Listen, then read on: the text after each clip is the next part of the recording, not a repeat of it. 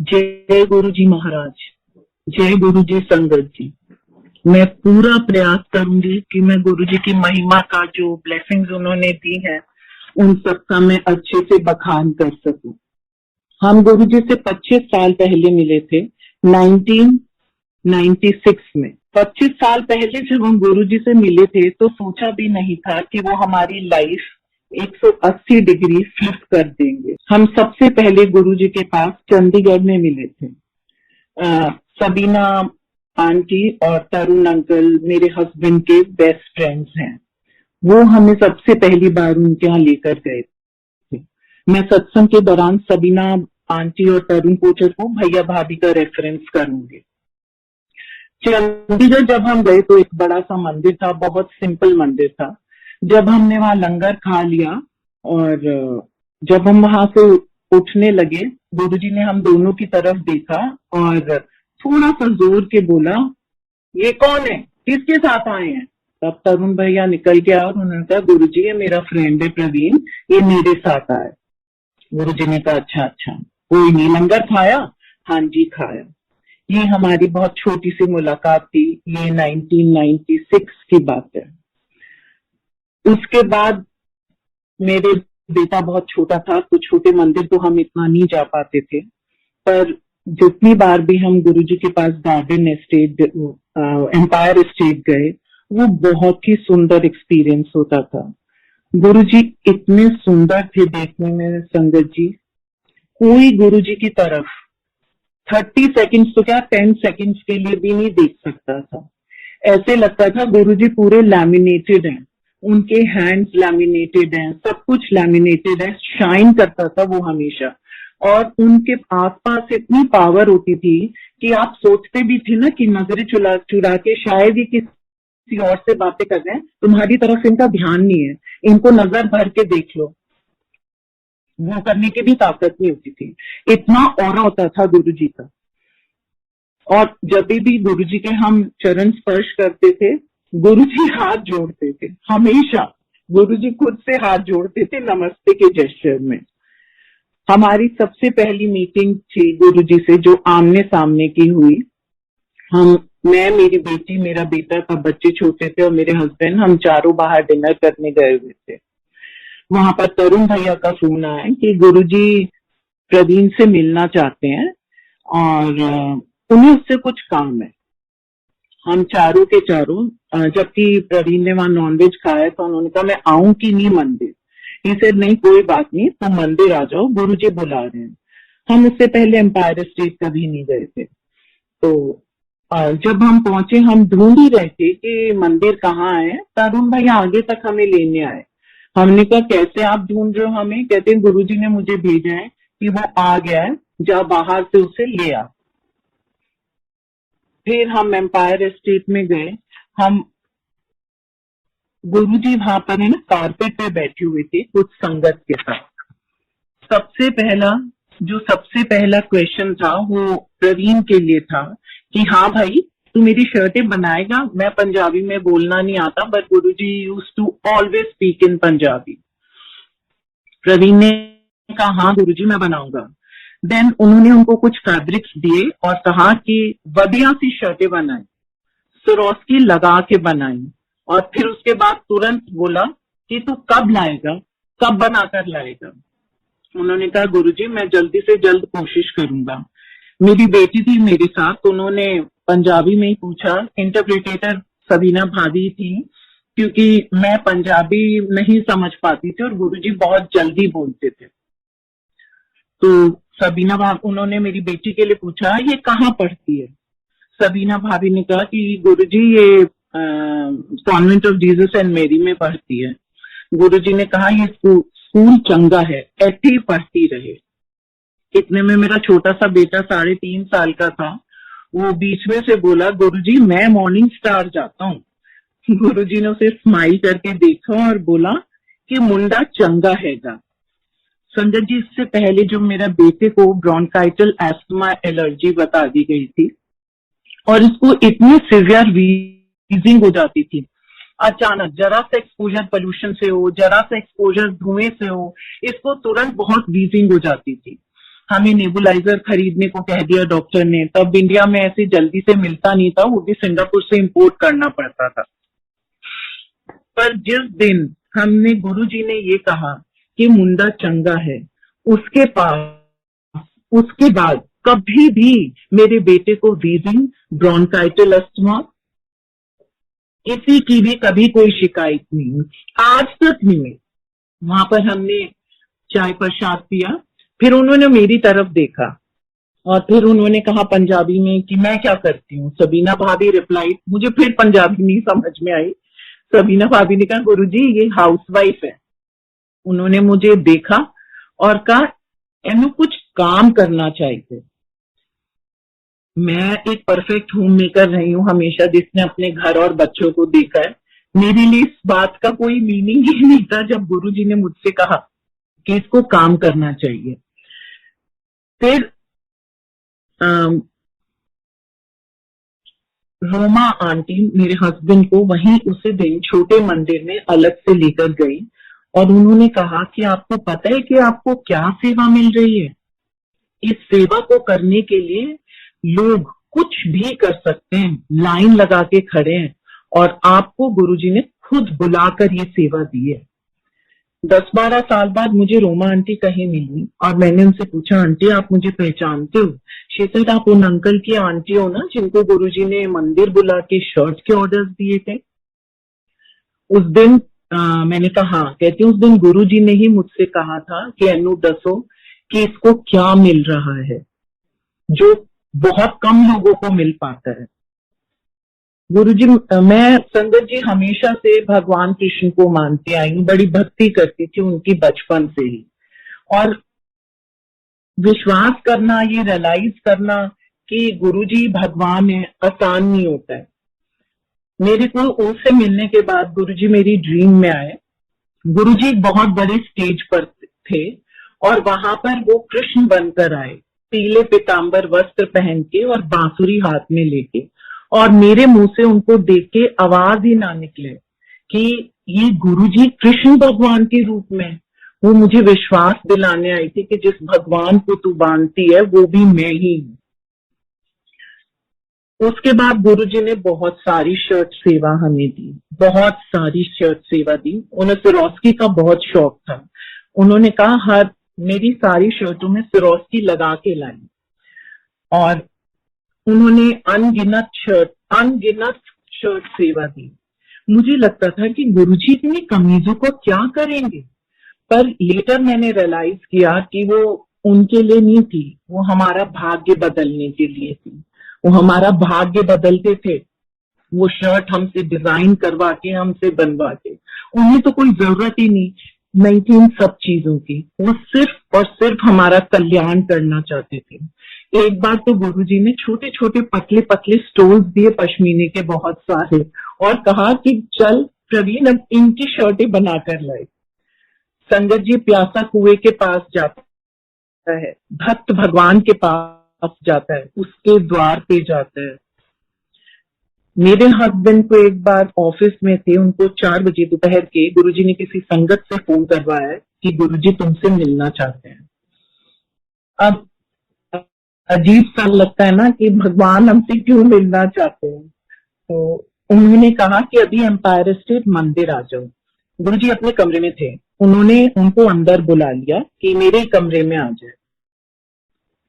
सर्दी की शाम थी, गुरुजी ने फुल स्पीड पे पंखा चलाया हुआ था और खुद एक शॉर्ट सा पतली सी टी शर्ट में अपने बेड पर बैठे थे। और जब प्रवीण अंदर घुसे, उन्होंने इशारे से कहा यहाँ कारपेट पर बैठ जा। कारपेट पर बैठाया, उन्होंने चाय प्रसाद पिलाई और समोसा खिलाया। एक शब्द भी नहीं बात की उन्होंने प्रवीण से, और ना प्रवीण ने बात की। वो तो बस अपना सिर नीचे करे, विद हिज हेड डाउन वहां बैठे रहे। उन्होंने एक बार गुरुजी को भी देखने की कोशिश नहीं करी कि गुरुजी क्या कर रहे हैं, उनकी तरफ देखते हैं कि नहीं देख रहे हैं। आधा घंटे गुरुजी ने ऐसे ही बैठाया और फिर कहा जाओ। ये एक बहुत ही डिवाइन एक्सपीरियंस था, बहुत ज्यादा डिवाइन एक्सपीरियंस। उसके बाद गुरुजी कभी हमें, मेरे बच्चे दोनों छोटे छोटे थे, मेरे पास कोई नहीं था बच्चे रखने वाला, कोई मेड वेड भी नहीं थी, हम कुछ अफोर्ड ही नहीं कर सकते थे तब। गुरुजी हमें इसलिए इनविटेशंस भेजते थे, किसी संगत की वेडिंग पे जाना, सोशल फंक्शन पे जाना, क्योंकि हम नहीं जा पाते थे मंदिर भी, क्योंकि छोटे बच्चे ले जाना तब अलाउड नहीं था। गुरुजी ने हमेशा कहा कि मंदिर से सीधे घर जाओ, बट संगत जी इतनी बार उन्होंने भाभी और भैया, सबीना भाभी और तरुण भैया को हमारे यहाँ भेजा। हम बसंत कुंज में रहते हैं और हम शुरू से ही 9:30 सो जाते हैं। भाभी के वो जब भाभी भैया वहां से निकलते थे, गुरुजी कहते थे प्रवीण के घर होकर जाना है। भाभी कहती थी गुरुजी वो सो गया होगा, वो लोग बड़ी जल्दी सो जाते हैं। ये सिर्फ नहीं, मैंने कह दिया ना वहां होकर जाना है। कभी वो हमारी बेल 1 बजे बजाते थे, कभी 2 बजे बताते थे कि गुरुजी ने कहा है कि यहाँ होकर जाना है, और फिर वो हमारे सामने रात को बैठते थे 2 मिनट और फिर चले जाते थे। संजय जी इसका क्या इंटरप्रिटेशन निकाले, मुझे तो नहीं पता कि क्या गुरुजी खुद ब्लेसिंग्स हमारे पास भेजते थे। एक बार तरुण भैया रात के 2 बजे आए और एक चावल के दाने जितना दिव्य प्रसाद लाए और कहा तुम चारों खा लेना। This is how he blessed अस। उन्हें पता है कि कब किसको रेगुलरली उनके पास अब जाना है। गुरुजी हमेशा कहते थे संगत से आते रहा करें, पर गुरुजी के समाधि लेने के बाद हमारा कुछ लिंक सा टूट गया, हम नहीं जा पाते थे और कभी हमारे मन में भी नहीं आया कि हमें मंदिर जाना चाहिए। गुरुजी का स्वरूप घर में था, बस उसी का ध्यान कर लेते थे। मेरी तबीयत बहुत खराब हो गई, ये बात है 2010-11 की। मैंने सारी टेस्टिंग कराई, सारे टेस्ट कराए, कहीं कुछ भी नहीं निकला और मेरी हालत ये हो गई कि मैं एक घूंट पानी भी नहीं पी सकती थी। मुझे हमेशा बहुत घबराहट होती थी और खाना खाए हुए तो मुझे बहुत दिन हो गए थे। मैंने 2 बार प्रोग्राम बनाया कि अब मैं मंदिर जाती हूँ, दोनों बार मेरी हिम्मत नहीं हुई। एक दिन मेरी डॉटर ने कहा आज तो घसीटो चाहे कुछ चलो, आपको गुरुजी के मंदिर चलना है। मैं गुरुजी के मंदिर गई, वहां जाके मुझे लगा मैं तो बिल्कुल ठीक हूँ। चाय प्रसाद आई तो मेरे मन में आया तुझसे तो कुछ खाया पिया नहीं जाता, क्या करेगी। मैंने चाय प्रसाद भी पी ली। उसके बाद लंगर नीचे हॉल में होता था, तब बाहर कहीं लंगर नहीं होता था, खाली नीचे वाले ही लंगर हॉल था, वहीं पर खाते थे। तो मैं वहां पर बैठी, मैंने बिना किसी हिचक के, बिना कुछ के पूरी 1 रोटी प्रसाद खा लिया। मुझे बड़ा अचरज कि मैं 2 फांस पपीते की भी नहीं खा सकती थी, ये मैं कैसे खा पा रही हूँ। और संगत जी बिलीव मी, मैं दूसरी रोटी प्रसाद भी खा सकती थी, पर मेरे मन में इतना डर था, मैंने वो रोटी प्रसाद एक ही खाई। उसके बाद धीरे धीरे मेरी तबीयत एक बार में गुरुजी ने ठीक नहीं की, क्योंकि उन्हें पता था कि इन्हें हर हफ्ते मुझे मंदिर बुलाना पड़ेगा। मैं हर हफ्ते गुरुजी के पास जाती रही। ना मुझे पता कि मुझे क्या बीमारी हुई थी और ना मुझे पता मेरा इलाज क्या हुआ, पर मैं संगत जी बिल्कुल ठीक हो गई। 6 महीने में मुझे याद भी नहीं रहा कि मैं कभी बीमार भी थी। एक बहुत प्यारा सा इंसिडेंट मैं बताना चाहूंगी संगत जी।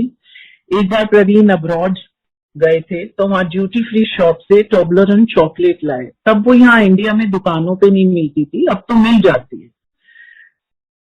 वो एक हफ्ते बाद ही कुछ ऐसा हुआ कि गुरुजी ने तरुण भैया को कहा कि प्रवीण को यहाँ बुला लो। वो नेल्सन मंडेला मार्ग है ना, जहां पर आज के प्रेजेंट डे मॉल्स हैं, वहां पर गुरुजी की 2-3 गाड़ियां लगी हुई थी। वहां पर गुरुजी ने कहा प्रवीण को यहाँ पर बुला लो। प्रवीण जब घर से निकलने लगे, वो चॉकलेट उठाई। मैंने कहा इसका क्या करना है कि मैं गुरुजी को दूंगा। मैं तो बहुत ही अप्रीहेंसिव हो गई, डर गई, ऐसे कैसे कोई करना चाहिए, गुरुजी को आप चॉकलेट दोगे। बट ही सेड नहीं, मेरा बहुत मन है, मैं देना चाहता हूँ गुरुजी को चॉकलेट। मैं तो कुछ जवाब मेरे पास बना नहीं, वो चॉकलेट लेकर चले गए। वहां पर गुरुजी को उन्होंने वो छोटी सी चॉकलेट, गुरुजी महाराज, महाराजों के महाराज, उनको उन्होंने छोटी सी चॉकलेट दी। And Guruji was so happy, delighted totally. He said Praveen तू मेरे वास्ते लाया। तो मेरे लिए स्पेशली लाया है, बच्चों की तरह। ऐसे कोई भगवान होते हैं? ऐसे भगवान ना कभी देखे ना कभी सुने। मेरी बिटिया लास्ट सेमेस्टर था उसका, ग्रेजुएशन का, उसके पास ह्यूमैनिटीज थी। गुरुजी ड्रीम में आए और गुरुजी ने उसे ड्रीम में इशारे से कहा मेरे साथ चल। बाहर कोई रिक्शा खड़ी थी, उसमें बिठाया और पंजाबी में उसे जोर जोर के बोलते गए, जिसका मतलब ये था कि अपनी माँ को कह दे कि आगे पढ़ाई नहीं करनी है। और वो बार बार यही बात बोलते रहे, थोड़ी जोर के बोलते रहे। समझ में नहीं आया कि नौकरी वालों के बच्चे नहीं पढ़ेंगे तो किसके पढ़ेंगे, वो तो नौकरी करते थे। बिल्कुल नहीं समझ में आया। हमने सबीना भाभी को फोन में लाया कि अब हमें क्या करना चाहिए। उन्होंने कहा कि एग्जाम तो दे दो, लीव एवरीथिंग ऑन गुरुजी, अगर उन्होंने कुछ सोचा है तो सामने अपने आप आ जाएगा। संगत जी इससे पहले कि वो अपने एग्जाम्स दे, उसे बहुत ही अच्छी job as a program coordinator मिल गई संस्कृति केंद्र में, जो कि दिल्ली की सबसे बेस्ट एनजीओ। इसी दौरान मेरे हस्बैंड एक कंपनी के लिए काम कर रहे थे, 16 साल से वहीं थे। उन्होंने कभी जॉब बदलने की भी नहीं सोची, वो वहां खुश थे और 16 साल से काम कर रहे थे। और हम सोचते थे कि अब वो रिटायर भी वहीं पर होंगे। एक दिन सडनली उन्होंने निर्णय लिया कि मैं यहाँ से जॉब छोड़ दूं, मुझे अब यहाँ जॉब नहीं करनी। और मुझे ये भी धमका दिया कि मुझसे ये मत कहना कि एक बार कोशिश कर लो, क्योंकि मैं अब नहीं करूंगा। क्योंकि मुझे ये पता था दिल्ली एनसीआर में अब उनके लिए कोई जॉब नहीं है।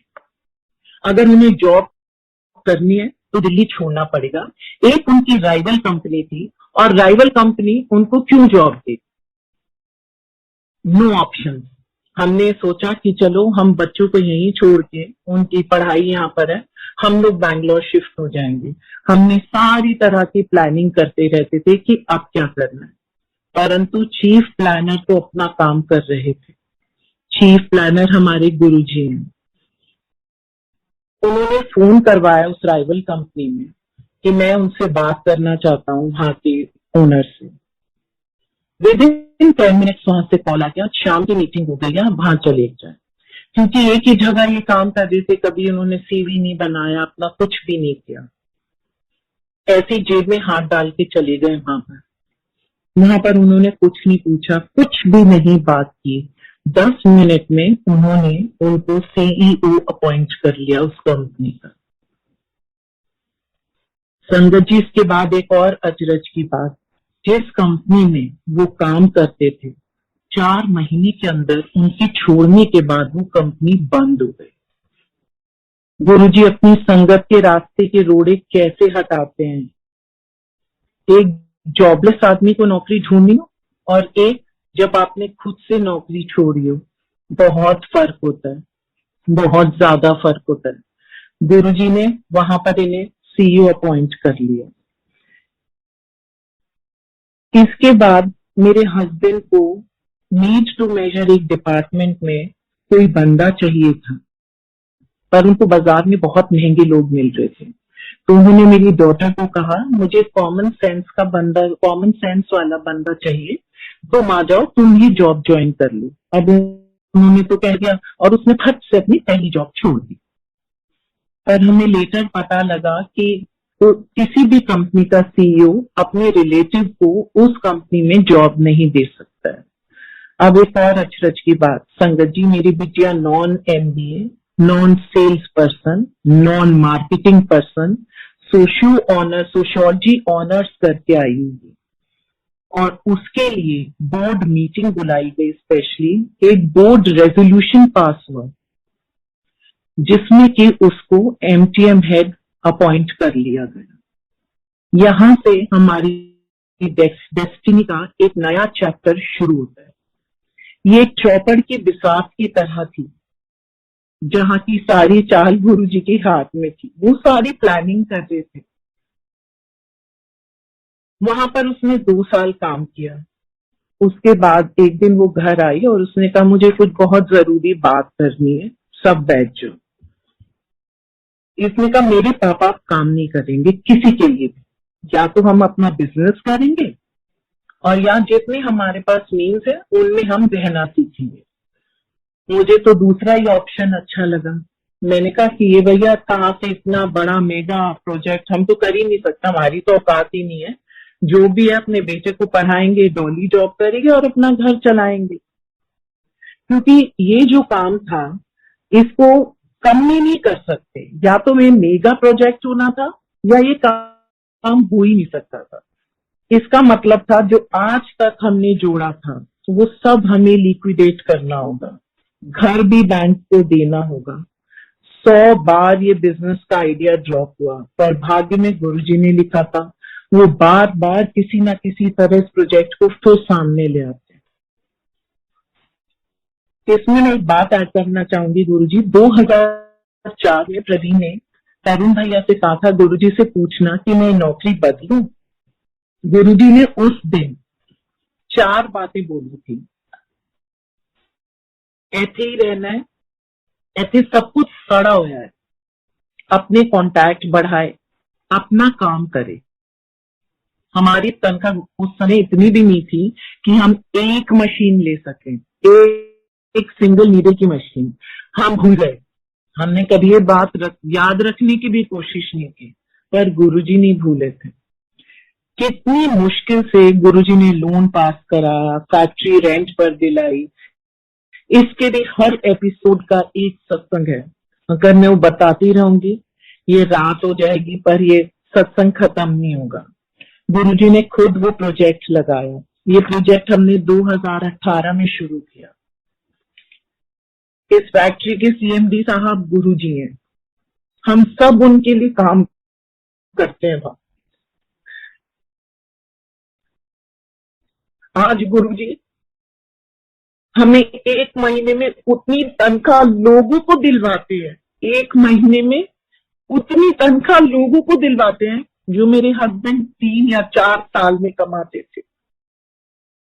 ये एक बहुत ही मैजिकल जर्नी है, सब कुछ कोई विश्वास ही नहीं कर सकता इस पे। मैं आज 3 साल बाद भी फैक्ट्री में जाकर ये सोचती हूँ, क्या ये सच है? ऐसा कैसे हो सकता है? ये सिर्फ एक सपना हो सकता है। औकात उन्होंने हम लोगों की कहां से कहां पहुंचा दी, कुछ औकात नहीं थी हमारी। किस तरह उन्होंने सर आंखों पे हमें बिठाया और हमारी औकात बढ़ा दी। उन्होंने मेरे लिए 1996 में कहा था इसको काम करना चाहिए। मुझे कोई इंटरेस्ट नहीं था काम करने में, ना मैंने कभी सोचा। जो गुरुजी ने कहा वो भी उन्होंने किया। उसके बाद में कुछ ही कल्याण और सुनाना चाहूंगी सत्संग की संगत जी। मेरा भतीजा, उसको फिट पड़ा और उसके बाद हमने उसकी एक MRI कराई, जिससे हमने कई डॉक्टर्स को दिखाया। उन्होंने हर बार उस पर इशारा किया कि ये ठीक नहीं है। हर बार उनका इशारा मैलिग्नेंसी की तरफ होता था। मेरे माँ के घर वाले कोई गुरुजी को नहीं मानते, कुछ भी नहीं मानते थे, पर मैं दिल्ली दिखाने के लिए आया। मैं मंदिर का दिन था, मैं शाम को गुरुजी के मंदिर लेकर गई उसे, जबरदस्ती, मुझे मना तो कर ही नहीं सकता था। और अगले दिन हमने उसकी कोई MRI स्पेक्ट्रम कराई और गंगाराम के head of the department neuro physician को दिखाया। मेरी दिल की धड़कनें इतनी तेज थी, मुझे लग रहा था मैं गिर के मर भी सकती हूँ यहाँ। उस डॉक्टर ने फाइल उठाई और ऐसे टेबल पे फेंकी और कहता है ये क्या है? ये खोपड़े के पीछे लाओ, अभी निकाल देता हूँ। ये कोई नुकसान की चीज नहीं होती है, ये बहुत लोगों में होती है, किसी को उसके जीवन काल में तंग करती है और किसी को नहीं करती है।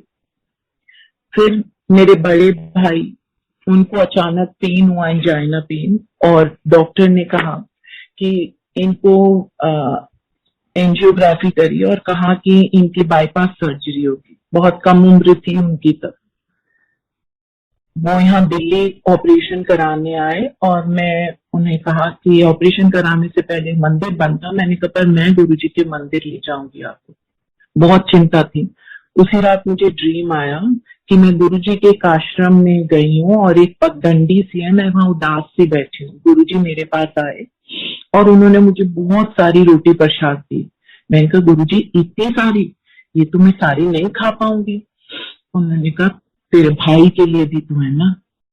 आप मानेंगे, बाईपास सर्जरी करा के 7वें दिन मेरे भाई अपने पैरों पे चल के घर भी चले गए।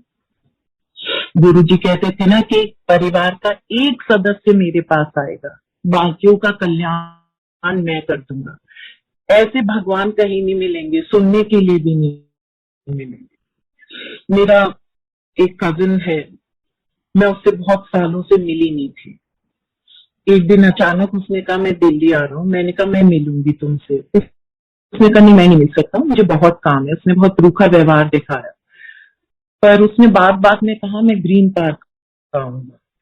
तो मैं ग्रीन पार्क उसके आने से पहले ही पहुंच गई। मैंने कहा मैं यहाँ आ गई हूँ, तुम कहाँ हो बताओ, मैं तुमसे मिलूंगी।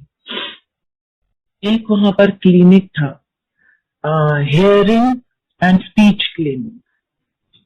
वो अपनी गाड़ी से उतरा, मैंने कहा नहीं मैं अंदर जाऊंगी, क्यों जाऊंगी, मुझे लगा दिल्ली से कुछ मशीन मशीन चश्मा बश्मा लेने आई हूँ। मैंने कुछ भी नहीं कहा और वो अंदर चली गई। 10 मिनट बाद वहां क्लिनिक के अंदर से एक लड़का आया और कहता है कि मैडम आपको भी अंदर बुला रहे। जब मैं वहां पर अंदर गई तो वहां पर मुझे पता लगा कि उसकी बिटिया की कान की, जैसे हार्ट की ईसीजी होती है ना, ऐसी कान की भी कुछ ईजी होती है, जिससे पता लगता है कि हमारे कान में कितनी साउंड वेव्स हम रिसीव कर पा रहे हैं। वहां डॉक्टर बैठा था और वो दोनों बहुत अपसेट हस्बैंड एंड वाइफ बैठे थे और इनकी डॉटर की रिपोर्ट आई तो पता लगा कि उसे सिर्फ 5% सुनाई देता है। मुझे बात कभी नहीं पता थी। और फिर वो वहां डिस्कस कर रहे थे कि फलाना हॉस्पिटल, जैसे हार्ट की बाईपास सर्जरी होती है इसी तरह से कान की भी होती है। तो वो लोग आपस में डिस्कस कर रहे थे, ये वाला हॉस्पिटल 18 लाख मांग रहा है, ये वाला हॉस्पिटल 25 लाख मांग रहा है। और वो मेरा कजिन हाथ जोड़े डॉक्टर से कह रहा था कि मेरे पास इतने पैसे नहीं है ये ऑपरेशन कराने के, मैं नहीं करा सकता। मैं सब सुन रही थी। उसके बाद वो क्लिनिक से बाहर निकला, कहता हम जा रहे हैं। मैंने कहा अच्छा एक बार मुझे एक चाय तो पिला दे। सामने एवरग्रीन था, हम ऊपर जाके बैठे। मुझे नहीं पता मैंने उसे क्या सत्संग सुनाए अपने, मुझे आज तक नहीं याद। पर जब मैं एक्सटेम्पोर बोलती चली गई। जब मैं रुकी तो मैंने देखा उस बच्ची की आंखों में आंसू थे, उसकी माँ की आंखों में आंसू थे और मेरी कजिन की आंखों में आंसू थे। तो वो भाभी मेरी कहती है दीदी मुझे विश्वास हो रहा है, आप मुझे कब लेके चल सकती हो। मैंने कहा मंदिर खुला होगा पर वो दिन में नहीं खुलता, वहां रात को ही जाना पड़ेगा। तो बोली हमें वापस अपने शहर जाना है। मैंने कहा पर देखो आपको मैं इसमें कुछ भी नहीं कर सकती, मंदिर तो अब शाम को ही खुलेगा।